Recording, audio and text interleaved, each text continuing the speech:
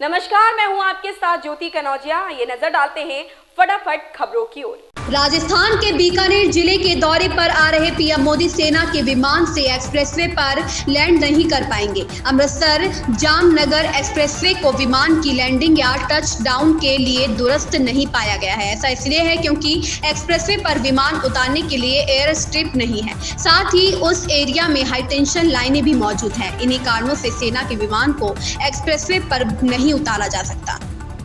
Lord's test में Jonny Bairstow की विवादास्पद स्टंपिंग के बाद उठे तूफान से लगभग तय है कि आज से हेडिंग्ले में शुरू होने जा रहा तीसरा एशेज टेस्ट सामान्य नहीं होने जा रहा है। सीरीज में 0-2 से पिछड़े इंग्लैंड की इस टेस्ट में प्रतिष्ठा दांव पर होगी।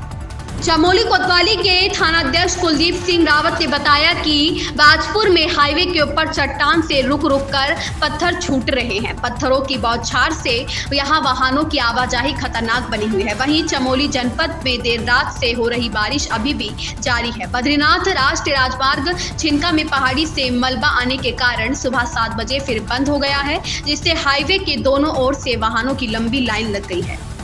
अमेरिका के लिए भारतीय सौर ऊर्जा उद्योग एक मिसाल बन गया है। भारत की सफलता का हवाला देते हुए शीर्ष अमेरिकी सांसदों के एक समूह ने विश्व बैंक के अध्यक्ष अजय बंगा से जलवायु परियोजनाओं में निवेश बढ़ाने का आग्रह किया है। सांसदों ने बंगा को लिखे एक पत्र में कहा कि हमें यह देखकर खुशी हो रही है कि आप समस्याओं से रूबरू हैं और आशा करते हैं कि बैंक इन चुनौतियों से निपटने के लिए समन्वित और मजबूत प्रतिक्रिया देगा। राम जन्मभूमि परिसर की सुरक्षा आधुनिक तकनीक से लैस होगी। सुरक्षा का ऐसा खाका खींचा जा रहा है जिससे रामलला के भक्तों को असुविधा न हो। राम जन्मभूमि परिसर की सुरक्षा का नया प्लान तैयार करने की जिम्मेदारी शासन की ओर से CISF को सौंपी गई थी।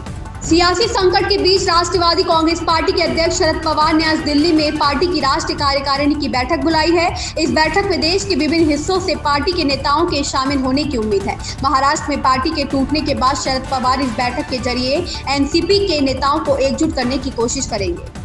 हफ्ते के तीसरे कारोबारी दिन घरेलू शेयर बाजार में सुस्त शुरुआत हुई है। निफ्टी भी सपाट ढंग से लाल निशान पर कारोबार कर रहा है। शुरुआती कारोबार में IT और मेटल सेक्टर में बिकवाली से बाजार पर दबाव दिखा। हालांकि बाजार में शुरुआती कमजोरी के बाद निचले स्तरों से खरीदारी दिखी और सेंसेक्स व निफ्टी हरे निशान पर लौट आए। सुप्रीम कोर्ट ने केंद्र शासित प्रदेश जम्मू कश्मीर में बिना किसी देरी के विधानसभा चुनाव कराने के लिए चुनाव आयोग को निर्देश देने की मांग वाली याचिका पर सुनवाई स्थगित कर दी। वहीं सर्वोच्च न्यायालय ने मणिपुर में इंटरनेट बंद वाली याचिका भी खारिज कर दी है। दिल्ली में प्रशासकों पर नियंत्रण के लिए लाए गए केंद्र सरकार के अध्यादेश के खिलाफ दिल्ली सरकार की लड़ाई सुप्रीम कोर्ट पहुंच गई है। बता दें कि दिल्ली सरकार की याचिका पर सुनवाई के लिए सुप्रीम कोर्ट तैयार हो गया है। सुप्रीम कोर्ट 10 जुलाई को केंद्रीय अध्यादेश के खिलाफ दिल्ली सरकार की याचिका पर सुनवाई करेगा। बता दें कि दिल्ली सरकार ने अध्यादेश आने के तुरंत बाद ही कह दिया था कि वह इसके खिलाफ सुप्रीम कोर्ट जाएंगे। बॉलीवुड के जाने माने निर्देशक केतन मेहता अपनी फिल्मों को लेकर जाने जाते हैं। केतन और कंगना की लड़ाई जग जाहिर है। दोनों किसी न किसी मौके पर एक दूसरे पर आपत्तिजनक टिप्पणी करने से नहीं छूटते हैं। अब काफी समय के बाद केतन ने एक बार फिर कंगना की film Manikarnika the queen of Jhansi पर टिप्पणी कर उसे अंतर्राष्ट्रीयवादी बताया है। इन खबरों में बस इतना ही। बने रहे हमारे साथ।